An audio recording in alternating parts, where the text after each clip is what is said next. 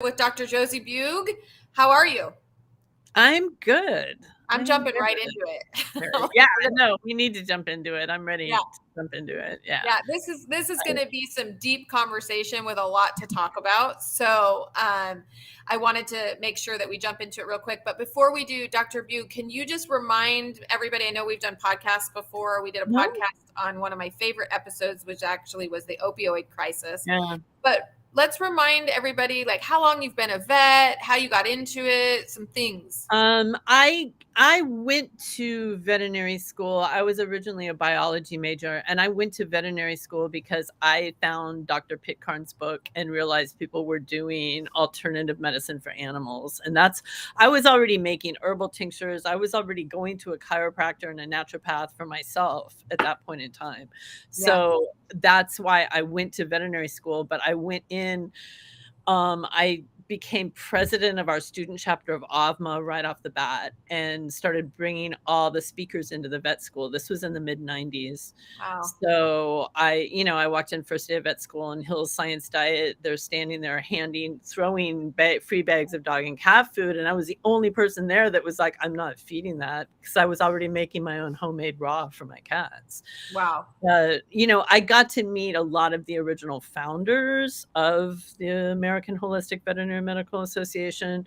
And then when I went on, now I'm down in, I actually also worked for 8 years in the shelter field, nonprofit shelter medicine. Wow. And yeah, That's so that tough. was pretty intense. That's tough. Yeah. But I've had a house call practice for 22 years now in Miami, Fort Lauderdale.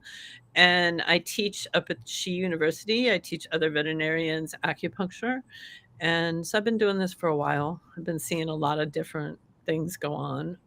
I'll put it that way. When you I bring thought we would be a lot further along by now than we are. It's like we're going backwards in time.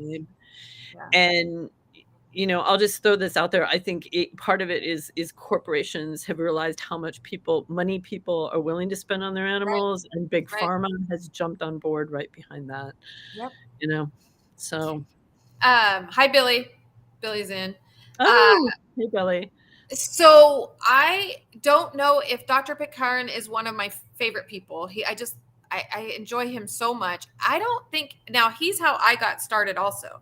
Now I'm not a veterinarian, but his book is what I cannot believe how many people I talk to who say I didn't know that about you. Yeah. I read his book and it was so eye-opening to me. For those of you who haven't read or don't know Dr. Pitcairn, I completely recommend you this guy's brilliant, and he opened up the world to us. Beyond Juliet de Barclay Levy, who did the complete herbal for dogs and cats, I think his book was like the first book out there. And then Anita Fraser did one right after that's just on cats. So people who have not checked out that either, I had Pitcairn's and then I had hers because I'm a big cat person as well. Yeah. Yeah. I'm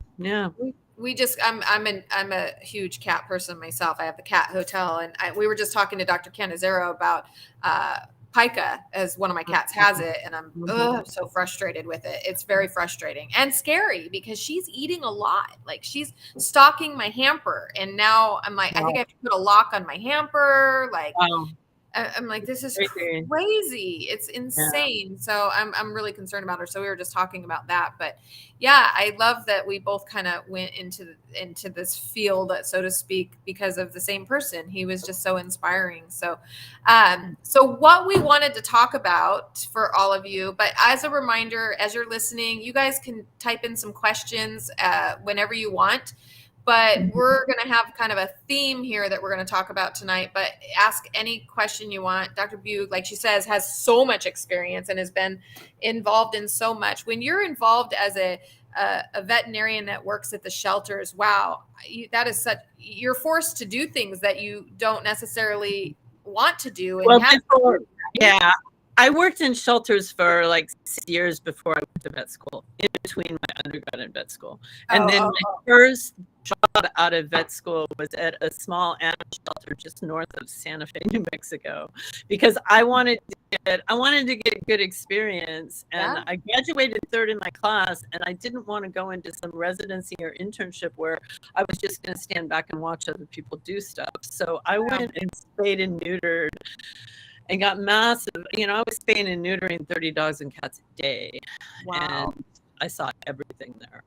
But I was the only vet. So I was able to really get in there and do stuff that I wouldn't have been able to do if that animal had been owned by somebody else, Because I was like the lifesaver right there. So I pushed myself a little bit more. Good. Yeah. So I'm a debate major in college, and I always tell people, you can't, unless you live in all of the worlds, you can't really make a good decision on what you think is the right thing to do. So I love that you've been in that kind of, because then it all kind of comes together, and now the decision to be where you are now is so much stronger. It's not, you understand it. I love it. This is why you're on one of the vets I recommend, because it's so important to me to have that mindset, and why you are where you are is thank you. So we had talked last week, we were going to start talking about one of my favorite subjects, and I think it's Dr. Buse as well, is the pet food industry. And why it's so important that we talk about it, and I think you would agree, is that nutrition is fundamental, and without it, we cannot do anything without it.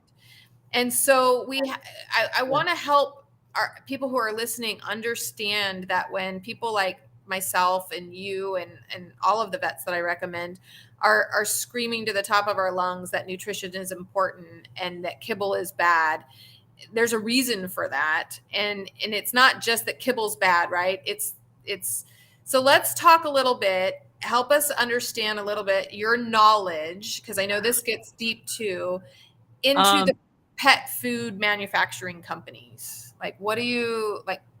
Well, when I first, and this is back in the mid 90s, so we're, and we've gone downhill from there, but we had a field trip in veterinary school, and it was optional. It wasn't mandatory. And it was to go to a downer cow slaughterhouse plant. Now, I'd been going to AVMA enough. I already knew about the 4D animals, the dead, dying, deceased, and disabled, right? So I'm the type of person, I don't like to talk about things unless I've actually experienced it or seen it. I'm not going to talk a whole bunch of shit about something if I don't, excuse my French, but if I haven't seen it or experienced it. So I'm like, yeah, I want to go see a downer cow slaughterhouse plant. And literally, I have the story up on my website, but you go in and it's all of the cows that can't stand, the cows that have cancer, the cows that have big giant abscesses filled with pus, the cows that have been on a whole bunch of drugs so they can't send them to regular slaughter because there's so many drugs in their system. And they would pull these cows off with chains because they couldn't get up because they're downer cows, and captive bolt them, and then hang them up by the feet, and they'd come in, and the butchers standing there would have a big 55-gallon drum next to them, and they'd have this cow carcass, and they'd start cutting stuff off of there that wasn't any good. So like the pus-filled abscess and the big giant tumors and the intestinal tract that was all necrotic and the injection site that had been all bruised and injected full of drugs. And they, dump about a foot of that garbage into this barrel and then scoop up a scoop of activated charcoal and throw in on top of it. So I was standing there next to the guy. I was the only, all the other students were like off. They're like, we're not going to go on the butcher room floor. I said, so what happens to this barrel once you get it filled up? And they're like, oh, we roll it off there in that back room. And I said, and then what happens to it? And he was like, oh, the rendering truck comes and picks it up. Now they roll it off into the back room and they stack them up. It's not refrigerated.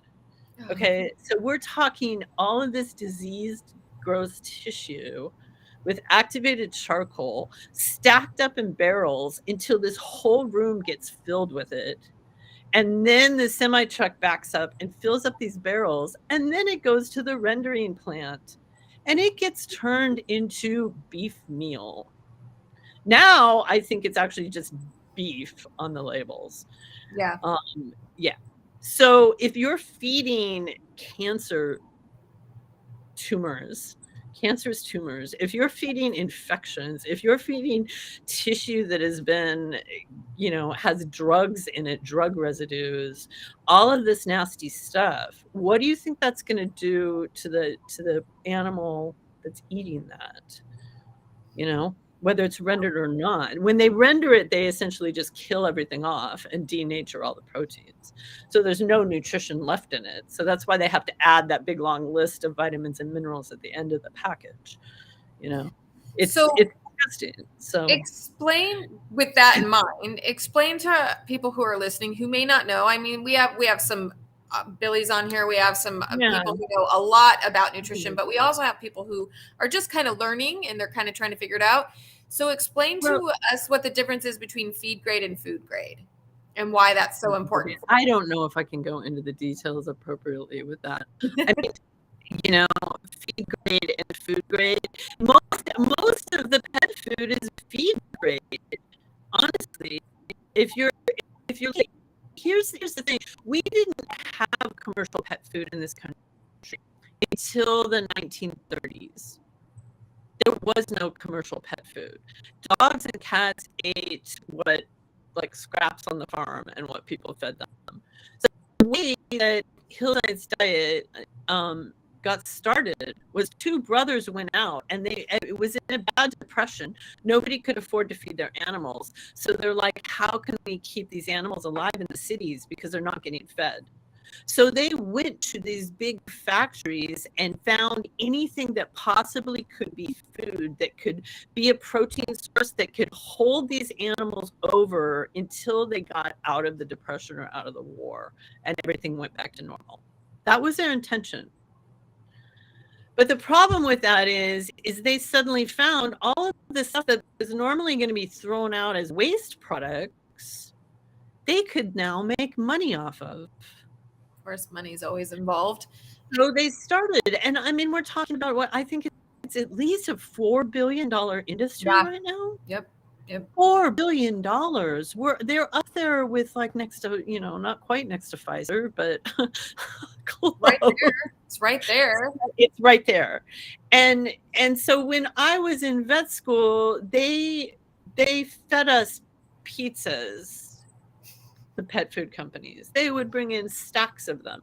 They fed us donuts. They put on special webinars and special lunchtime things. They taught our nutrition class.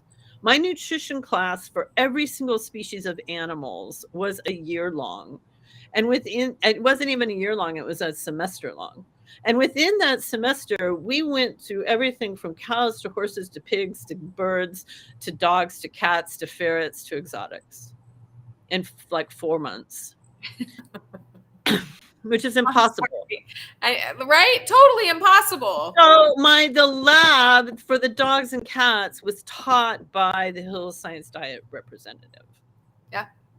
And I went in there and started asking him questions about quality of protein versus quantity of protein, and where the protein was coming from, and why they would use dead, dying, diseased animals as protein. And he couldn't answer my questions, and he started getting really angry, and smoke started coming out of his ears. And I'm like, oh man, I'm a third-year vet student. I don't want to get kicked out of class at this point in time. I have too much invested, so I'm going to zip it right there. But when you know, in the lab, they had jars filled up with, and this is like the feed grade. They had jars of feed in the laboratory. There was broken up pieces of volumetric hard candy. There were crumbled pieces of Oreo cookies. There was cereal. There was some massive, just yucky meat stuff. There was like a jar that looked like it was just filled with sawdust. And these were the things that are meal, like, grade. Yeah. It's really, it's just disturbing. was very, very disturbing. I laughed when you said the pizza because I'm like, wow, they just took that down the chain, because as a vet tech, they used to come in to us and buy us pizza. And I was so young. I seriously, I just thought, oh well, you bought me pizza, so it must be true. Like, I was just really, really young, and that's what they would do. It's subliminal almost. It's almost subliminal, Yeah. And their logos are all over the place. All over. And get dog and cat food. Yeah. Vets deny that a lot of times, but then I hear other vets say, no, they gave us free dog food. They told us what it was. But so many vets have denied that and said that's not true. And I'm like, I do not understand how they can even deny that unless they were walking through vet school asleep. Unless they were so worn out, they were totally asleep and they didn't get it. That's insane. Because we didn't get, as a vet tech, we didn't get it for free, but we got huge discounts on it. Huge discounts. So, but it baffles my mind that became the nutrition that sold. And half of them haven't even turn the can over and read it. It has cellulose in it and all of this stuff. I just got a new patient today, a Rottweiler, 9 years old. The woman finally got in touch with me, and I was able to work her into my schedule. She's like, my dog she can't get up. She called me right before the appointment yesterday. She can't get up. She had knee surgery. She's got arthritis, and I'm desperate. So I go over there. She's working with an orthopedic surgeon, internal medicine specialist who I happen to know, who I got on the phone with while I was sitting there with her dog, which is very interesting. Dr. Bugh, let me stop you for 1 second. Because somebody's saying that your mic isn't working, but I can hear you fine. Is anybody else unable to hear her? I just want to make sure that it's a all thing, because I can hear you fine. I have tech support behind me. I can put earphones on. Okay, Lori's saying it might be the internet connection. So let's see. You're fine right now. There was a couple little glitches, but now okay. But now I think I'm hearing you okay. I'm sorry, I interrupted you. That's okay. I mean, I'm just saying, like, this dog was on the hydrolyzed protein diets, which just make me want, I told her hydrolyzed protein and then something else from like the new gut diet from Hills. And I said, in order for me to treat your dog, and plus the amount of drugs, we're talking Apoquil, gabapentin, tramadol, just started Galliprant and something else. I said, in order for me to treat your dog's number one, you stop the Apoquil today. We cut the gabapentin in half and get her off within the next week. And you get some real food into this dog right now. Otherwise, there's no point in me being here. No point in helping. Yeah. I'm just not even going to do that. Then I get on the phone with internal medicine. Her blood work came up looking like Cushing's. Her alk phos was over 1,000, but her other liver enzyme was normal. I get on with the internal medicine board certified specialist who knows me. He's known me for 20 years. Says on the phone, on speaker with the client, oh, I don't worry when alk phos is over 1,000. And I wish I could have recorded it. Oh. I'm like, it shouldn't be up over 500. This is the internal medicine doctor? Board certified internal medicine specialist. He doesn't worry when the alk phos goes up to 1,000. And I'm just like, I said, don't even worry about it. I'll address it. How will you adjust that? Diet mostly, right? Diet. And the cool thing was, we talked about diet. I'm getting her on bone broth. I've got a really good raw goat milk source here. So I'm getting her on raw milk. I'm having her start with a lightly cooked, just meat and veggies and some like sweet potato and chicken. The dog supposedly has really bad IBD that just keeps getting worse and worse. But I told her it was the food that she's feeding. It's filled with cellulose. It's filled with GMO soy, GMO corn, wheat gluten. And it's interesting because she is Like, she says, "I don't use any drugs myself, and I'm worked out, and I'm into functional medicine." And I said, "Well, the 6th ingredient on your dog's food is wheat gluten. What do you think about that?" You know? I That had mean, to be an everybody's eye making opener for her. Yeah, and she's Yeah. like, "Oh, Yeah. okay." You People know, so don't flip the you got to flip it over and even yes. go in and look it up, Google it, find out what it is. It's not okay. It's not okay. Sometimes I've heard people go, well, if it's in there, it's got to be okay for dogs. Their It mind is not tells them that I wouldn't eat that, but it must be okay for dogs because It Hills is that. unregulated. It is an unregulated industry, and these people are not making dog food to help dogs. They Yeah, are making dog food to make money. to make money. Period. End of Yeah. story. It's all about money. It drives me crazy. I just had a client, a dog today. It just breaks my heart. This dog's been sick her whole life. Like she's just not been a healthy dog her whole life, and she's been on prescription diets, and it doesn't get better. And now the dog has diabetes, and I knew it was coming. I knew it was coming. I said it's just a matter of time. It's just a matter of time. This dog's always been right on the fence of just some health issue. She just had. I can't even believe they're still doing this. She had her ear sewed up. I forget what the name of that surgery is. It Ear just, ablation. I Yeah. thought they stopped doing that. I could not believe she just came in today and I had to clean out some area so that the hair wasn't going over it. What happens with this dog food is they go into a systemic inflammatory crisis. I have seen dogs with inflammation all the way from their ear canals, their gums, their esophagus. They're all on, this dog was on omeprazole and Pepcid because they've all got GERD, which means there's inflammation all the way down their esophagus, into their stomach, through their intestines, and out their anal sac, with anal sacculitis on top of it. And then the arthritis is all Arthritis, everybody. Yep. And then they go into metabolic syndrome, which is usually a triad disease of diabetes, Cushing's, and pancreatitis. Mm-hmm. I see it all the time. So, yeah. And I'm not a vet. Pancreatitis is rampant. It's epidemic. It's epidemic. It's like type 2 diabetes in people. It's the same thing. Yep. And we're killing these animals. We're killing them. It's just insane, It's the time, the event that I'm putting together in October. I called it Redefining Health, and because I'm, and I know you hear this too from your clients. Like, I just want my dog to live longer.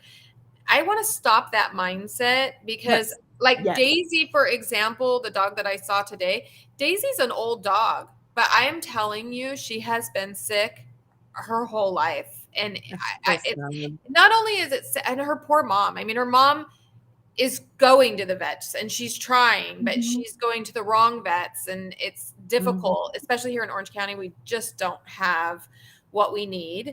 And I keep telling all of you guys out in Florida, either I'm going to have to move all my clients to Florida, or I need to move all of you guys out here because a lot of you are in Florida. I don't quite understand that. I'm like, is there some vet school in Florida that's the land of the free? What's going on out there? Because I can't. It's the land of the free. Yeah, I guess, but I'm like, it's awful. So that mindset is changing. Yeah. It's not about. I think your dog will live a longer life naturally if you just let him live a healthy life first, and then the long life will follow. But going back to dog food, and we're talking about it, how much trickery do you think is going on in labeling? Like let's use the word natural flavoring, for example. Let's talk about that for a little bit. How much chicken?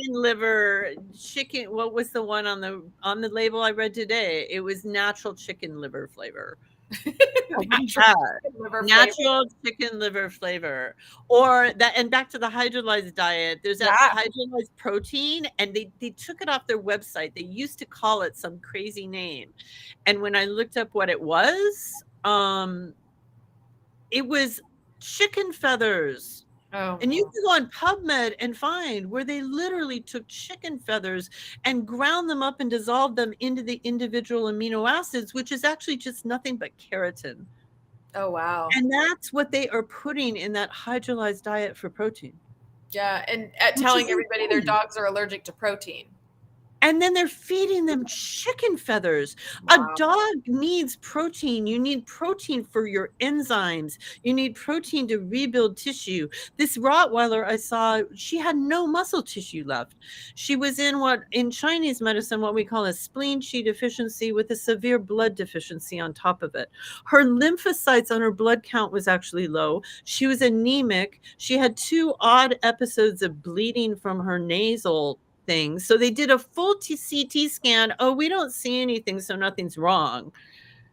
This is what I'm getting from the specialists down here. Yeah. And it's no, if a dog's bleeding from its nose, there's something wrong. If a dog has low lymphocyte count and low white blood cell count, that means that dog's immune system is in severe, we're having severe problems here, you know. So and the dog was looking at me because I'm very empathic and I do some animal communication. As I was sitting there talking to the owner, the dog was like, "Thank you so much for being here," you know. And I did an acupuncture treatment and laser on her, and the owner, her mom was sitting there and she was like, "Well, I hope she can get up after this." And I was like, "I don't know if she's going to be able to or not. She's really weak. She wants to try and she wants to live because I can see that in her eyes." Well, thank God she got up on her own for the Oh, first time in a week after I did the acupuncture on her, that's you amazing. know. But yeah, which was a blessing, but it was like she was trying to tell her mom, "No, I just need help," you Just know. help me. And Just give me yeah, something. give me some decent food so my body can repair itself. If we get the building blocks to repair and heal through our food, in Chinese medicine, the way we're only born with so much energy or jing from our parents. The rest of it we burn up throughout our life, and we have to replenish that. That comes through the air we breathe, the water we drink, and the food we eat. And if we are not getting building blocks in our food, we cannot heal and repair. So I can do acupuncture till I'm dead in the face and like hitting my head up against a brick wall. But if that dog is not on the right diet, nothing is going to happen. Yeah. Yeah. I You see know? that often every day, actually, where I am, because I do a lot of therapeutic baths. But people Mm-hmm. will bring them to me, and I'm doing all different kinds of ozone baths, and I'm working now with one called TheraClean that I really really like. But I'm I can't help you if you're going to still feed this. Like I want to help your dog. It's frustrating for me to see these dogs coming. And I'm like, I know they're not feeding the food because this treatment should be working. I should be seeing some results at this point. Well, It's that awful. gunk and crust and oozing coming out of the skin is all the toxins from that Yeah. food. Yeah. That's the only way the dog has to get it out of themselves somehow. And that's Somehow. how it comes out. And Yeah. then they put all this sugar in there. There was the kidney diet, KD had like, it has 4 different forms of sugar.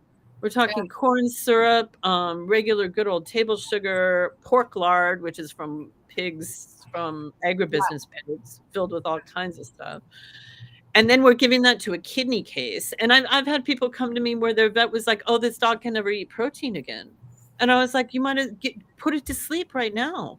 Yeah. Don't torture, don't let it starve to death slowly by not giving it protein. You Yeah. have to have protein to live. Our body, the protein is like the skeletal building block of our bodies, you know? Yeah. And then they'll change the kidney disease into diabetes because of all the sugar and the crap. Yeah, Yeah. exactly. It happens Exactly. so often. It's awful. Who regulates? So this is a big thing. People will talk to me about dog food and they're like, well, who's regulating? Who regulates dog food? And I'm like, well, you're not going to like the answer to that, but why don't you let us, who regulates? AFCO and the FDA. Yeah. How well do you think they're doing? The FDA, which is turned into nothing but a board of people who work for corporations. It's like a revolving door, whether it's big pharma or other Yeah. big corporations. Yeah. They just kind of circle round and round and round through the FDA. Yeah. The FDA doesn't seem to care too much about dog food unless they really are forced to. Have they? I feel like they've just said, okay, let AFCO do it. Is Well, that yeah, they pretty much let AFCO do it, but they care, and they'll tell AFCO to do certain things if the big money people who are on the FDA and are sitting on boards of the FDA come out and say, our profit margin's going down this last quarter, so we got to do something about these little companies out here who are stealing our profit away. So then they get on, they get their marketing campaign going like, oh, our food's natural and our food has probiotics in it, and our food has, because there's, as more and more people get educated, their profit margin does go down. But we're talking, a minuscule amount, but then that's when they send the FDA out and AFCO out to like shut down the plants because you can't make raw food. I swear some of the small companies that have been shut down, I swear they probably planted bacteria in there. I mean, that was the one thing with Answers is they couldn't. I sat there and listened to Jacqueline say that the inspector that went to their plant, because they were using fermentation, and the good bacteria in the fermentation outcompetes all the bad bacteria, the pathogenic bacteria. The inspectors spent 4 days trying to isolate salmonella from their chicken, and he couldn't do it. And he couldn't do it. And he went to her and was like, what are you guys doing?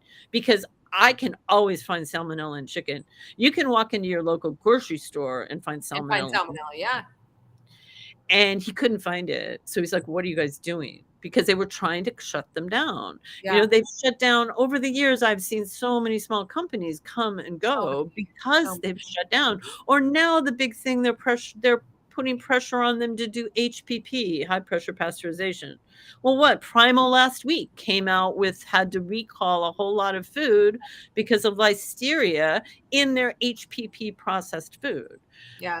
And all these bags of dry food, there's more dry food recalls with E. coli, salmonella, listeria. Salmonella so much in the kibble. So Yeah, much salmonella in exactly. the kibble. Exactly.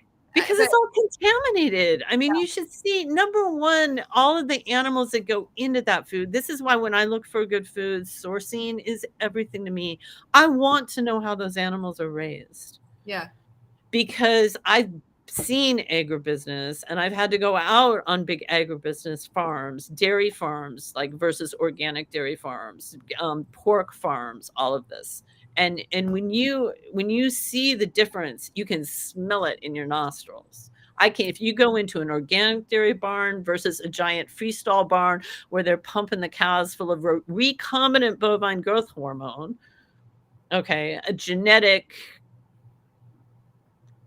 product to make those Holsteins have to be milked 3 times a day instead of twice a day. They're pushing those cows so hard, and so the cow's lifespan right there goes from like a dairy cow could live, some old dairy cows on an old like style family farm can live up to 10 years. These dairy cows, they were lucky if they got 4 years out of them. Wow. Because they were just milking them so hard and pumping them full of a genetic product. When RGBH came out, I was in veterinary school and I worked with the small farmers union there. They were having Monsanto goon squads pull up on family farms in black limousines and get out, knock on the farmer's door and say, you're either going to start using recombinant bovine growth hormone or we're going to own your family farm by the end of the year. I heard this directly from the farmers. They formed a union at the time. This is up in Wisconsin. They formed a union at the time to fight them because they were literally, it was like the mafia coming in. It was like the Sopranos showing up on your farm. And at the time, our recombinant bovine growth hormone in Europe, at the EU at that time, refused to allow it to be used in Europe because guess what? They found out it caused insulin resistance in people who drank that milk. Yeah. So most of our dairy in this country is contaminated with RGBH. And we have and this was back in the 90s when this was happening. So now all of a sudden we have type 2 diabetes all over the place in everybody and insulin resistance everywhere. Yeah, it's everywhere. Look at what they're shooting the cows up with. Oh my gosh. Yeah. Yeah. So So it's big and bad, and there's a lot of, a lot of big money involved behind it. So that's why I always look for the small companies that's starting up, that yep. hasn't sold out yet, that is because as soon as they start making too much money, something comes along and they either sell or whatever They happens to them. sell, they either have to sell or they have to sell, they have to give in and say, Yep. okay, I will HPP or I will this or I will do this or whatever. And it is awful because it is what happens. As soon as they start making some money, then the FDA goes after them and they start making them do those kind of things. And it's just, it is awful, but it used to be really easy to get in and start making, get into the pet food industry. But now if you get into it, it is easy to get into, right? But Yeah, if you but make money in it, as soon as you get to that point, you're going to have a lot of fight on your hand, a lot of yep, FDA. yep. And I know OC Raw Dog, I worry about them because they're, They're still, yeah, they're not doing HPP yet, are no, they? They're no, still they holding are out. still Mhm. 100% raw. So, we'll see how they do. It's awful to think that it's gonna, it comes down to certain companies, they have to give in. I get it. You build something and you care so much. And I did a podcast a while back with Dr. Patton, and we talked about HPP and, Mhm. how bad is it? And it may be something that you're stuck with if it gets to that point, but it's just awful how much they come down on us wanting to just Yeah, feed our animals what they would eat if they were out there and hunting and eating on their own. Why can't we just yeah. leave them be? Well, exactly, exactly, and that's why a lot of people go to do it yourself raw. There's Right. or get a contacts. I mean, we have it's not a company, it's like set up as a nonprofit. It's set up as a buyers club where they will actually bring food down from Amish farms Yeah. and bring in, but into Miami, and you can place orders, and they have grinds on there so you can get dog food that's ground Yeah. up. But here's the thing with that, they tried to shut them. One of my clients works for them and has been on their legal team. They tried to they stopped their trucks at the border when they started bringing in kombucha, because they said kombucha has alcohol in it and you can't cross state lines with kombucha. It's like Oh, the wow. whole raw milk thing, crossing state lines, and Right. some states won't let you sell it. So they literally hijacked these trucks full of all of this good farm food, eggs and cheese and meats and sausages and everything, and it all went to waste because they stopped them at the state line, It's So crazy. it's a constant battle, and this is a private buyers club. They're not bringing it in here to sell retail anywhere. Yeah. It Yeah. is farmers selling to consumers, so there's no, the state laws shouldn't have anything to do with that. They shouldn't. So I know out here, I have a friend who has a farm. Now, I'm in Orange County, California, so it's not like I have mhm, farms everywhere. yeah, But we do have Norco very close to us, and there's some farms out there. And my friend is actually starting a small farm and mhm, has some goats. And so I said, I will buy my own goat so that I can get raw, really good. I'll know what that goat is eating. I'll yeah, know everything. And then I want that milk mm, for my store so that I can keep track of yeah. everything. And so she, That's of a course, great that's a great thing to do. well, that's what I wanted to do, but now she's faced with all these coming down on her that she can't sell it to me. And so I said, well, what are my options here? Can I just bring the goat over to the spa and then people milk the Milk. goat themselves? Because I'll do it. Like I will have goat milking day. Have the bottles there, and people Yes, can just come up. It was like the orange juice machine in the grocery store. totally. Like I'm ready to do it. So That's I said, totally I'll do it. I just don't, I mean, I don't, yeah. like, I'll buy the goats if she just makes sure that they eat the right foods and Well, then I'll we line the we goats have up. community supported agriculture, CSAs, and that's how I was getting all my vegetables through as soon as like the pandemic and shutdown hit. I did some research, and I give the farmer, it's like $500 at the beginning of growing season, and he only takes so many shares, and he splits whatever he grows up between the people. Oh, wow. So every We week have I was something like that. getting organic vegetables. And down here, they can't grow in the summertime because it's too hot. Right. We're opposite growing seasons. But why couldn't you do that? The same thing with the goats. It's Yeah. community supported agriculture. You don't have to tell them you're selling the goat milk. Yeah. It's in my personal refrigerator. I'm getting goat milk I'm buying it down here.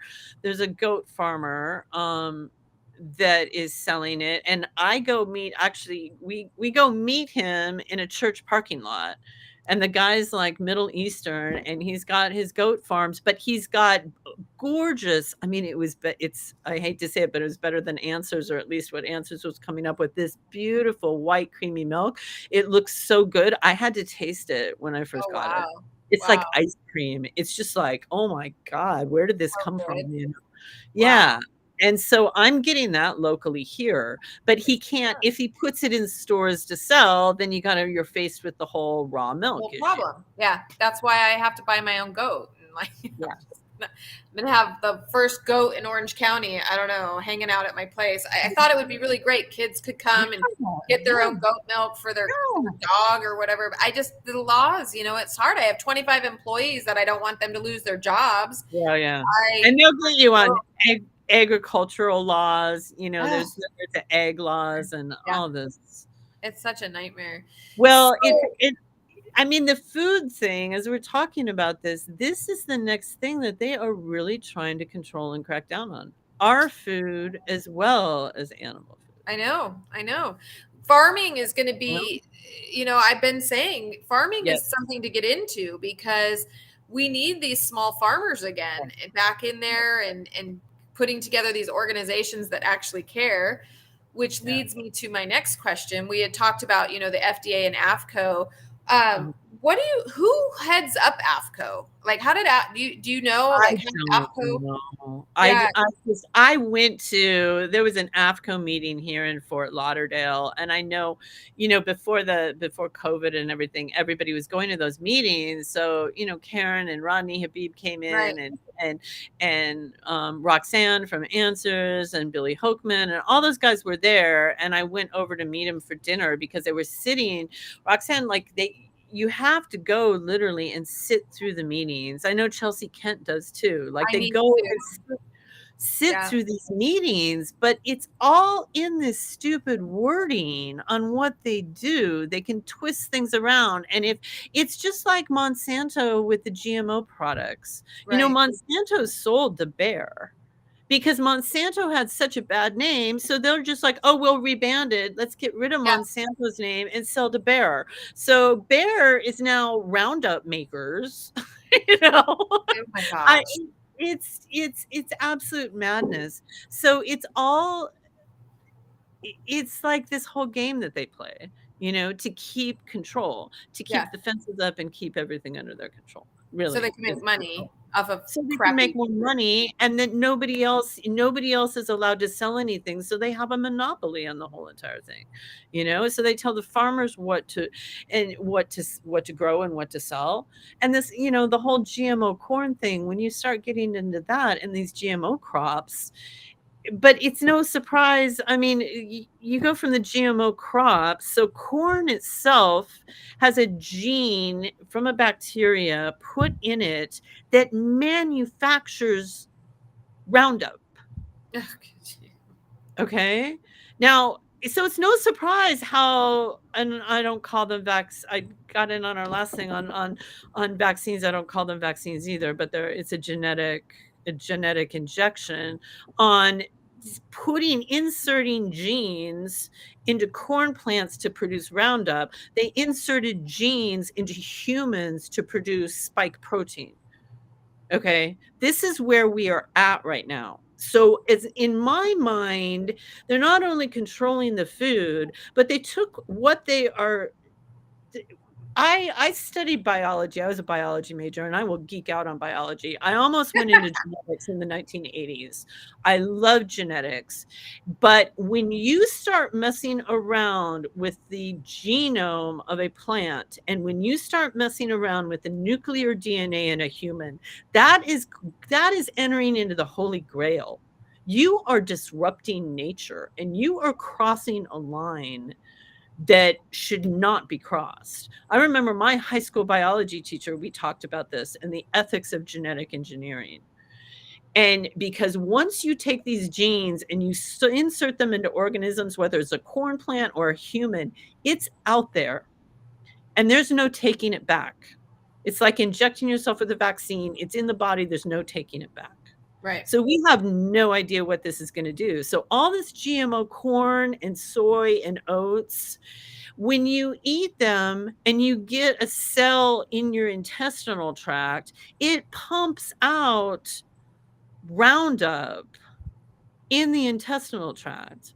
Now, Dr. Palmquist, he was here in Orlando at the big veterinary conference. They stuck him away in this little corner and did like 2 8-hour-long days on Roundup and GMOs and the microbiome. Wow. So they've already proved it chelates minerals. So Roundup glyphosate pulls, it's an antibiotic, so it kills off the microbiome. So it kills off your good bacteria. It chelates all the minerals out of your body. That's why we're starting to see magnesium, iron, zinc, all these minerals gone, leaching out. And it creates inflammation. So it's sad. And when, I don't even think the wheat gluten is the issue. I think the GMO foods are more the issue that everybody's eating, because it's hard to find food that isn't contaminated with it. They just came out with that study. I just put it on Facebook that it's like 80% of people right now, they will find glyphosate in your blood or urine. Yeah. Yeah. And you can test it. You can test your dogs too. You can definitely run tests and test for glyphosate. Yeah. It's just, and that guy, he has a crowdfunded laboratory.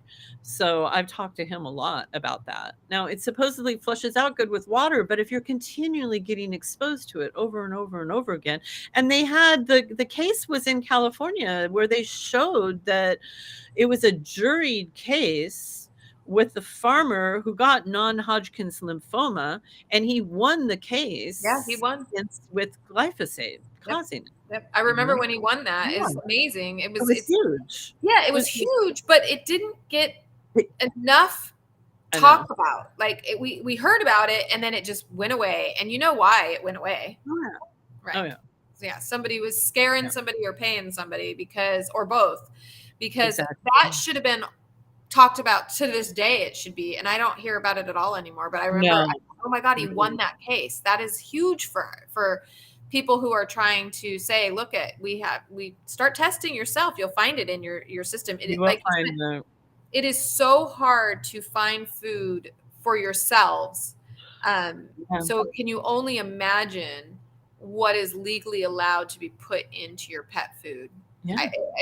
It should scare you into thinking at least feed him what you would eat.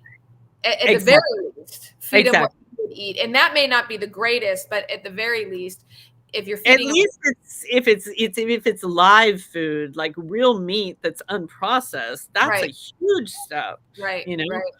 Just get away from the processing so that they're actually getting real meat proteins, and they're getting cartilage with collagen in it, and they're getting real food. Yeah. Yeah, at the very least, real food. I mean, I'll tell people, look, if you had said in the beginning of this, we were talking about, the kibble and it's convenient, and we get all of that. And some people just can't get away from that. But cracking an egg and putting it on top of your kibble is at least do that. And feed them your leftovers. If you're having steak and you have some pieces, or you're having some chicken, or get a can of sardines, I mean, it's better than just something. Yeah. We're coming up on our hour. So before I let you go, let's really quickly kind of talk about some tips you can give the listeners. Now, Lori is in the background putting up all of Dr. Josie Buig's ways that you can contact her, because you can do consultations. I know she's in Florida. Some of you may be in Florida. A lot of my followers are here in California because they're my clients, but you can still get a hold of her. I encourage you to, because I don't have a lot of vets here in California that I can refer you to, unfortunately. And that's not because I haven't looked. It's because I don't recommend. So I could do I could do a show on vets I don't recommend, and I would have to do one every single night forever. And unfortunately, like the holistic label has just been sidetracked as well. It's so sidetracked. It's sidetracked. Yeah. It drives me crazy. I'll get these people calling me up, and I saw a girl the other day. I've seen this holistic vet, and that holistic vet, and that holistic vet, and I'm like, and your dog is on this protocol? What is going on here? You know? Yeah. No, I was talking to Dr. Canizero earlier, and she had made the comment about how the holistic vets now will give you flea and tick medication, and then they're holistic, so they'll also give you an herb for the liver, and then say they're holistic because they have a couple of herbs around, and still feed your pet kibble and feed grade food, like we were talking about the difference between feed grade and food grade. And unfortunately, right on the back of the label, it doesn't tell you whether it's feed grade or food grade. No, it doesn't. I was looking at a Hills and Royal Canin label today, and they've changed their labels. It used to be like the chicken meal, and they put meal in there. They're not doing that anymore. So when I read it, it sounded really good, but I told her, I was like, this chicken that says just chicken, let me describe it to you. You know, it's the chicken heads, the chicken beaks, the chicken feet, the feathers, the, chicken that they found dead back in the back pen, the chicken that didn't quite make it, Have you come across any of those labels? I've come across a couple labels that don't say what kind of meat it is. It just says just meat. That's really scary.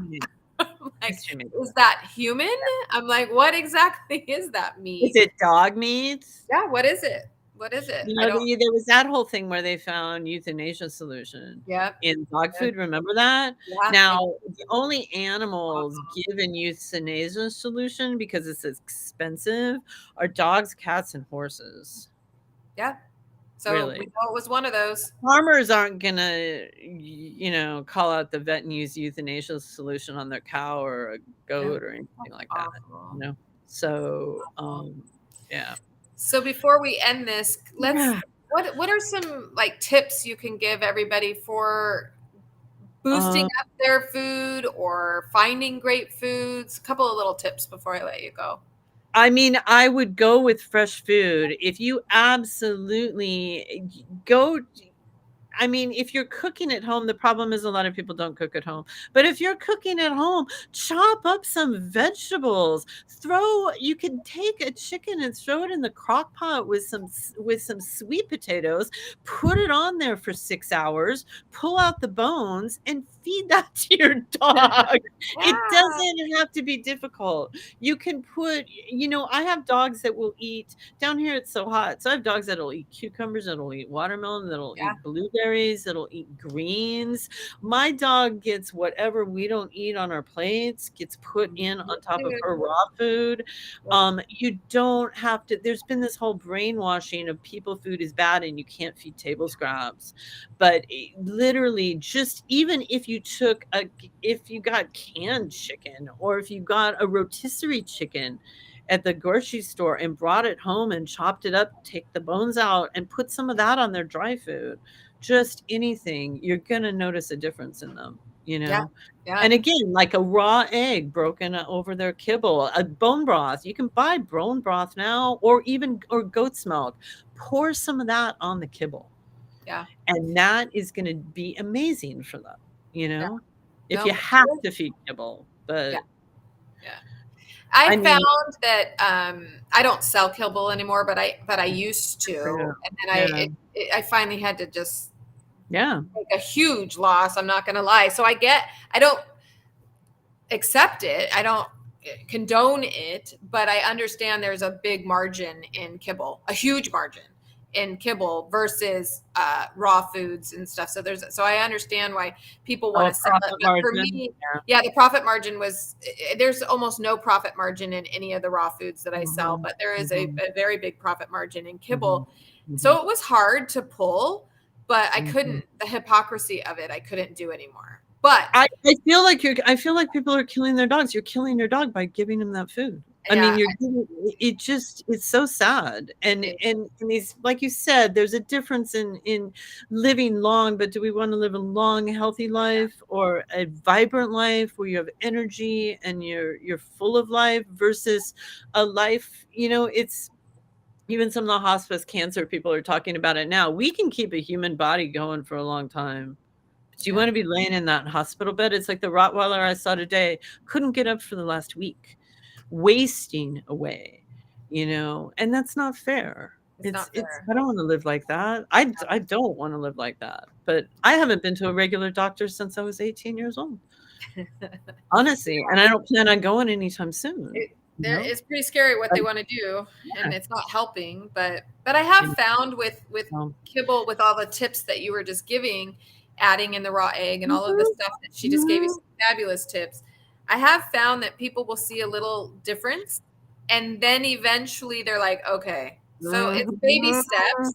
And so I'm a big supporter in baby steps and working towards, I better. always start where people are and then go forward. I mean, this woman today, I got really on her because it was like, you want to save the dog's so far gone. I'm like, we got to do, it's drastic right now, But when I come across people initially, I'm like, all right, start adding this and this in. And I've gotten a lot of people converted over over the years. I think I hope I have. I hope I've managed to get people to convert. I get to see, because I have a boarding facility, I get to see some. I get to see the results a lot, so it's really fun to watch. But before one more question before I let you go. Any exceptions? What should we never ever feed our dogs? Is there anything that you, human wise, that you think should never be fed to a dog? I know we hear grapes, we hear peanut butter if it's got xylitol in it, or is there any of your no-nos? I mean, I stick with fresh. I stick with fresh meat and veggies and stay away. No potato chips, no junk food, no processed food. Just stay away. Anything processed that's in a box that has a big long ingredient list, don't give it to them. If it's fresh, if it's coming out of your vegetable drawer, if it's coming out of your meat drawer, then you're going to be okay. I say meat and veggies, but and a lot of people do. They just sit and eat a lot of junk, which the pandemic did that a lot. But it's keep it fresh. Go explore, type in community supported agriculture in your area. Go to your local farmers market. There's some amazing things going out there now. There's a whole movement in sustainable farming going on now, which is amazing. You can go stay on some of these places and see animals, how they should be raised. Those animals should be happy and healthy that we're eating so that we're happy and healthy. Look at the rates of depression. We're eating animals that are penned up in big agribusiness barns, that are depressed and being tortured. So what do here we are, depressed and tortured and have school shooters. It's awful. It is. It really is. And then you pile on the pharmaceuticals on top of that. And it's a recipe for disaster. It is. It's just waiting to happen. Yeah. Yeah. Well, I know it's late in Florida, so thank you so much for taking your time here. Please make sure, if you guys need anything, you want to get a consultation, contact Dr. Bug. You won't regret it. It will do wonders for your animals. You can find me on Facebook. You can find me on Instagram. I have a whole private community where we can talk about all of this stuff without any censorship whatsoever. I'm tired of being censored because there is some serious stuff going on in the world right now. And if we don't stand up and own our own power and take back and make healthy choices, we're all going to be in a lot of trouble, So the sooner everybody stands up and does that, the better. Yeah, that's a good thing to stand up. Yeah, no, it's true. It's true. Yeah. Have to, but thank you so much for being here. It's important. Hopefully I'll see you signed up again. We do this once a week on Wednesdays at 4:00. So I'll go on the Lori keeps sending it out and get you guys signed up so we can keep this momentum it's sad to hear you say, because you're right. I started to see a movement. I was like, oh, good. We're finally going to get there. And people are going to stop feeding all this junk food. And then the DCM argument came out, which we all know who was behind that. Oh my God. And then we converted all the way back. And before I know it, everybody's back on kibble, feeding Purina and Hills and Imes and Eukanuba, and now we got to start all over again. And so it's awful to hear but that. it worked, right? It worked. It worked. It's like fake fought. news. It was one of the first fake news things, and they're continuing to do that. The next thing that's coming up are antidepressants for pain control. They're shoving all for pain control. Oh, that was the pain thing I watched. So don't put your dog on antidepressants. Do not. Put the dog on antidepressants. We have a lot of dogs on antidepressants right now. It's breaking my heart. I keep seeing it. Not me personally, some of my boarding dogs, and it's starting to become a problem. So Lori had posted the old podcast that I did. Well, it's not that old, but we did a podcast with Dr. Pooh, and we talked about the opioid crisis, and we talked about gabapentin, and please watch it, guys. It was amazing. She's a wealth of knowledge, and she can help you with your pets. So I encourage you, absolutely. She's on this show for a reason. She's a veterinarian that I recommend, and I mean that from my heart. I'm serious when I put you guys on here. So thank you so much for being willing and available to help us. So thank you, Carrie, for all you're doing too. It's, we all got to stick together too. We do. We got to stick together. It's not going to work. So, and that means pet parents too. Like pet parents need to speak up. And to do case reports. I mean, if people want to send me, I've been wanting to do a thing of case reports so people can see the difference. Like those animals that come in, when they initially come in, I always forget to take pictures, and I didn't today. I got to get pictures of this Roddy, because when they do get better, and the transformation that happens is really amazing, and it's not that difficult, and it's less expensive than going the medical. The conventional route. It is so much less. It's way less. Give me $3,000 that you spent on a CT scan, and I'll get your dog healthy. Right? Yep. It is a lot cheaper. That's for sure. So, all right, everybody. Thank you so much for just coming on, being available, talking with us, sharing everything that you learn here is so important. If we don't work together as a pack, change isn't going to happen, and our animals are in a crisis mode right now. I mean that wholeheartedly. I see 60 dogs a day, and probably 60% of those are very unhealthy, and the other percent is not exactly doing great. So I think about 5% of my dogs that come to me are doing well, and those are the dogs that are eating healthy, raw, unprocessed food. They're not on flea and tick medication. They're not taking a whole bunch of junk and crap. That's the small percentage. I'd like to see that percentage grow. So let's all work together and communicate this information, because these vets are smart. They know what they're talking about. Listen. All right, guys. Have a good night. I'll see you next week.